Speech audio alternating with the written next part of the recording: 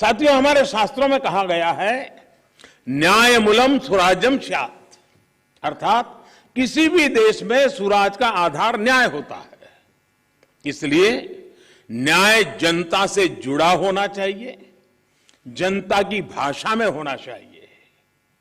जब तक न्याय के आधार को सामान्य मानवी नहीं समझता, उसके लिए न्याय और राजकीय आदेश में बहुत फर्क नहीं होता है। मैं इन दिनों सरकार में एक विषय पे थोड़ा दिमाग खपा रहा हूं। दुनिया के कई देश ऐसे हैं कि जहां कानून बनाते हैं तो एक तो लीगल टर्मिनोलॉजी में कानून होता है, लेकिन उसके साथ एक और कानून का रूप भी रखा जाता है जो लोक भाषा में होता है, सामान्य मानवी की भाषा में होता है, और दोनों मान्य होते हैं। और उसके कारण सामान्य मानवी को कानूनी चीजों को समझने में न्याय के दरवाजे खटखटाने की जरूरत नहीं पड़ती है। हम कोशिश कर रहे हैं कि आने वाले दिनों में हमारे देश में भी कानून एक पूरी तरह लीगल टर्मिनोलॉजी हो, लेकिन साथ साथ वही बात सामान्य व्यक्ति की समझ में आए उस भाषा में, और वो भी दोनों एक साथ असेंबली में या पार्लियामेंट में पारित हो, ताकि आगे चल करके सामान्य मानवी उसके आधार पर अपनी बात रख सकता है। दुनिया के कई देशों में ये परंपरा है। अभी मैंने एक टोली बनाई है, वो उसका अध्ययन कर रही है।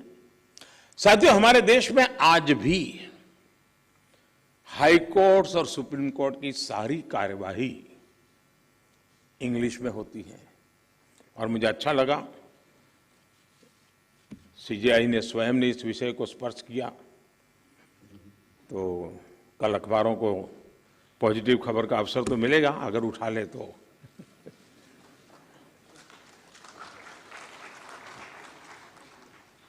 लेकिन उसके लिए बहुत इंतजार करना पड़ेगा।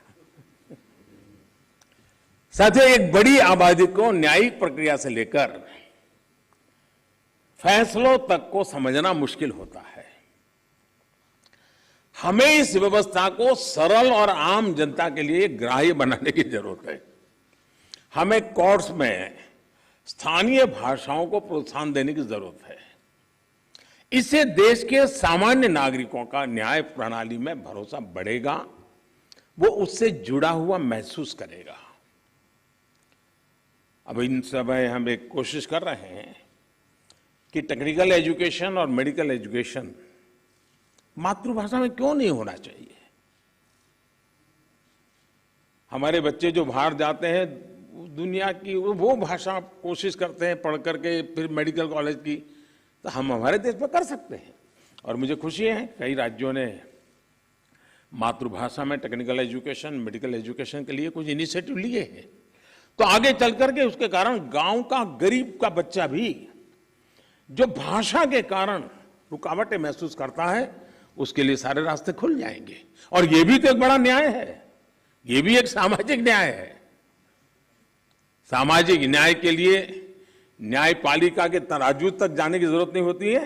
सामाजिक न्याय के लिए कभी भाषा भी बहुत बड़ा कारण बन सकती है।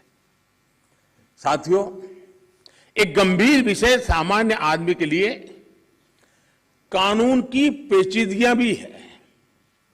2015 में हमने करीब 1800 ऐसे कानूनों को चिन्हित किया था जो अप्रासंगिक हो चुके थे।